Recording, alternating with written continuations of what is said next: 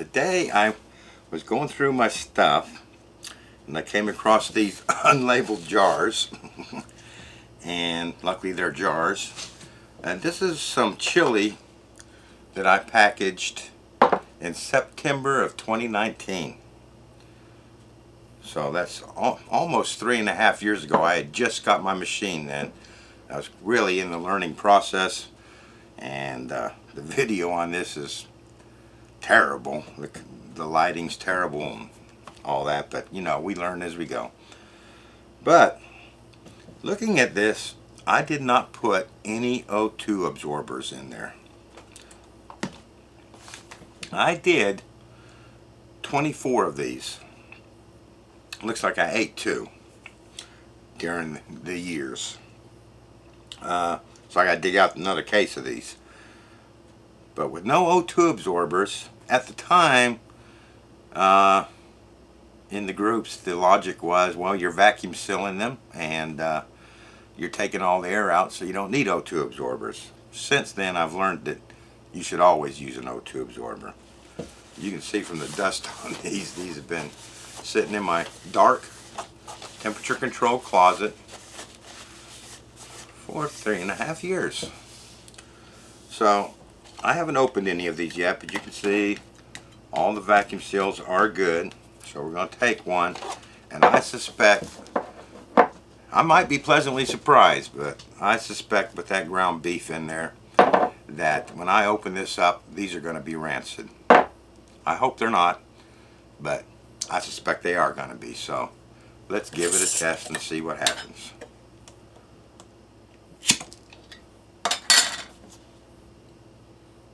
Yeah, smells a bit musty.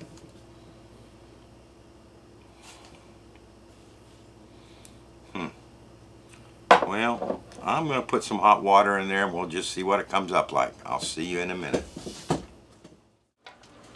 Okay, so in the original video we decided it was 1.5 cups to reconstitute. So I'm going to put 1.5 cups water in here, if it'll hold it all. Looks like it won't. Just a little bit. We'll use that and top it off in the end. Put that on here. Now originally I let that set for I think the video I did 20 minutes, and I've since found that 20 minutes is way too long. We can do this probably in 3. So I'm going to see you in 3 minutes. This is a good time to introduce you, if you haven't seen or heard about them yet, my new cookbook.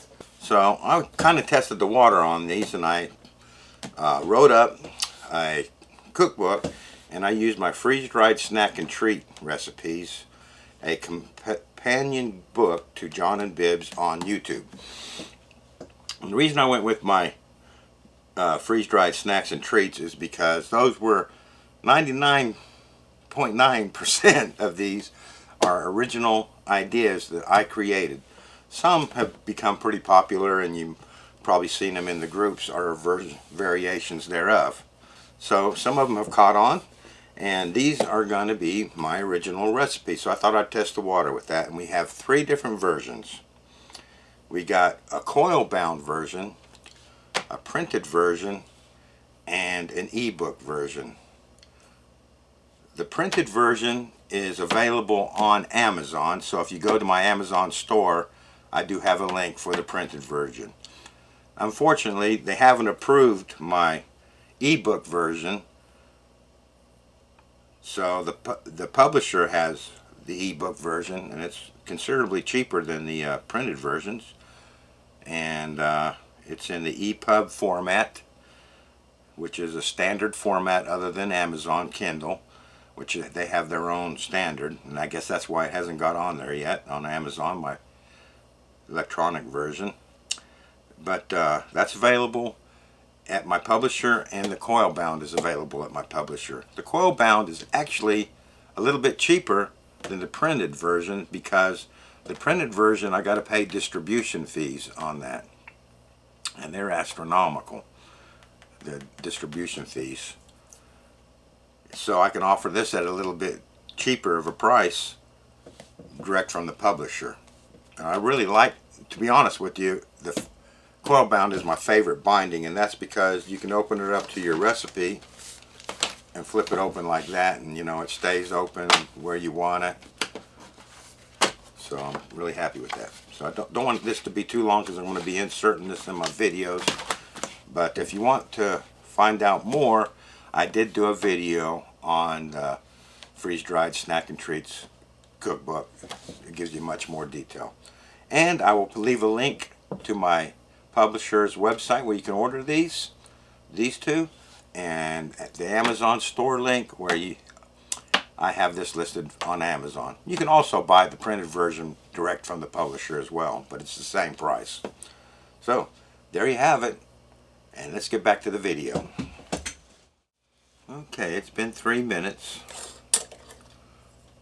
Let's give this a stir. Give this a smell.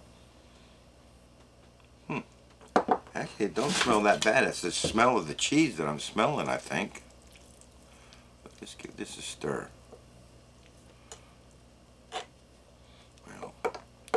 Well, John, I just think that is too much water. It's kind of runny. More like a soup.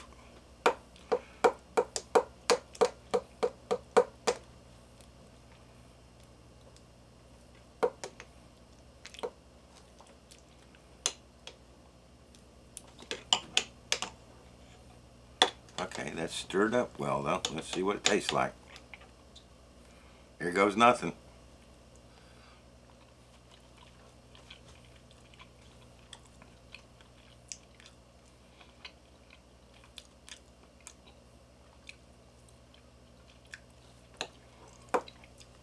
Well,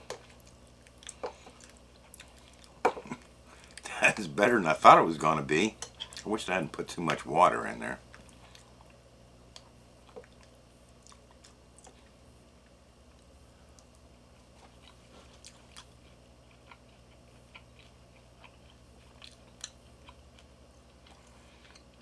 Actually, that's all right.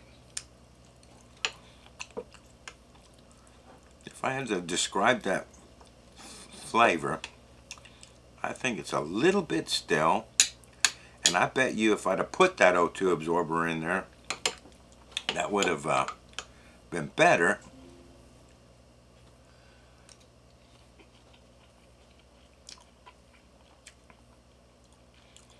But that is certainly edible. I mean, if that meat was rancid, there's no way I could be eating this.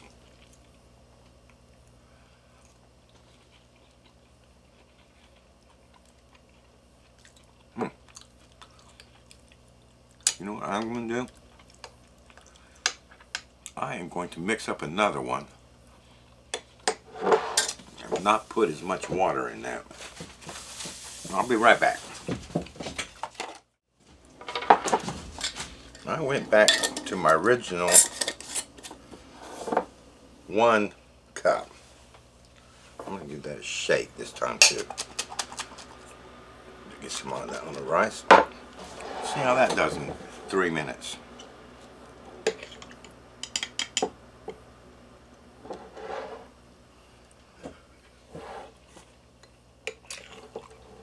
But this is actually pretty good.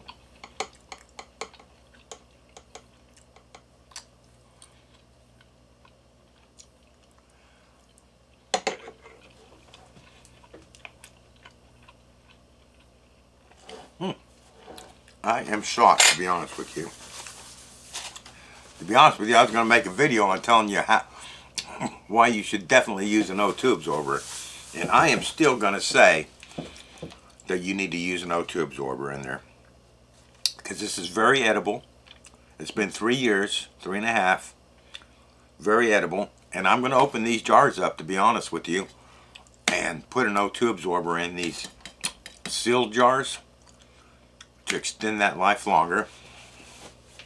I know it might sound like a waste to some of you guys, but you know, if it kept 3 years, but I mean, it's not rancid. I can eat it, but would it stay fresh for 15 years. I don't know.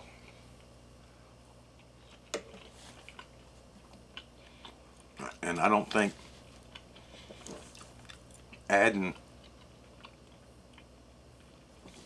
an O2 absorber to my remaining tray in a bit would do any harm. It might maintain the freshness to the state that it is now for quite a bit longer. So we're going to try that one with less water because this is really runny. Let's see what that comes out like. And then I'll probably just mix this in with that. But yeah, I mean, it's definitely edible. I'm blown away.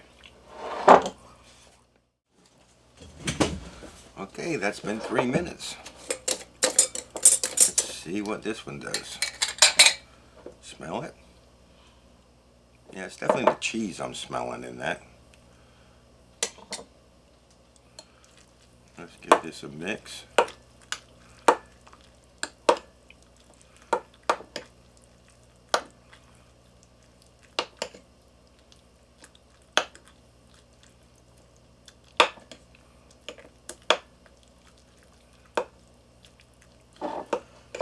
Bring up some of that goodness from the bottom.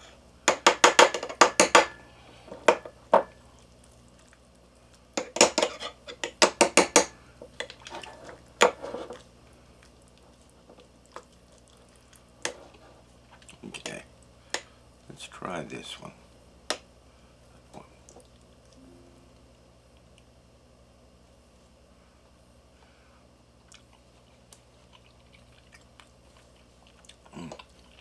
That's good.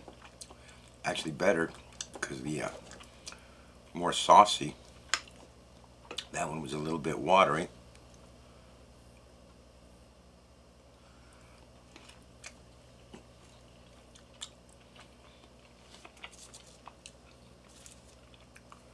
Well, I am pleasantly surprised. So we're going to put this in here.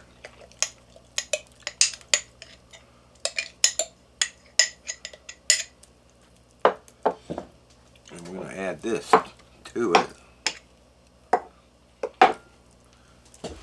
Because I don't want to waste none of that. I'm going to eat it all. Your melted cheese kind of clumps together. That's funny. But it certainly rehydrates and melts well, let me tell you that.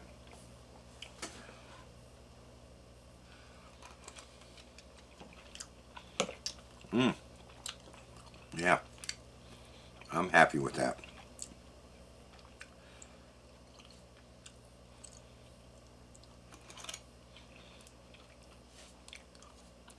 The color isn't as bright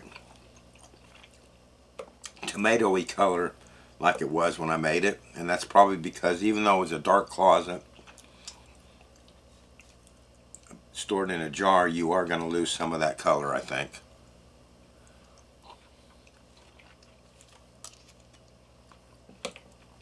Over time. Well, what do you guys think of that? Now you're all going to say, see, you don't need to use an O2 absorber. No, I still recommend an O2 absorber.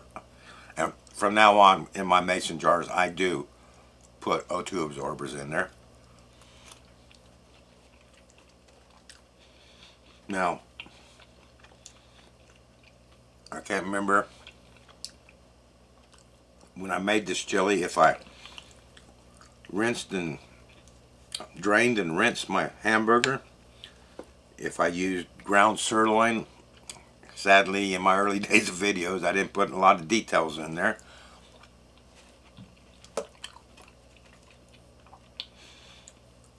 But if that was ground sirloin in there, then that goes a long ways towards this not being rancid. Had I used like an 80-20 mix and maybe not rinsed it, I'm sure this would have been rancid.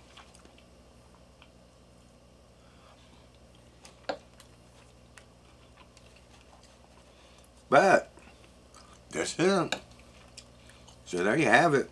A nice surprise for my 3.5-year-old. Meal in a jar. Chili and rice. Thank you for watching, and I'll see you next time.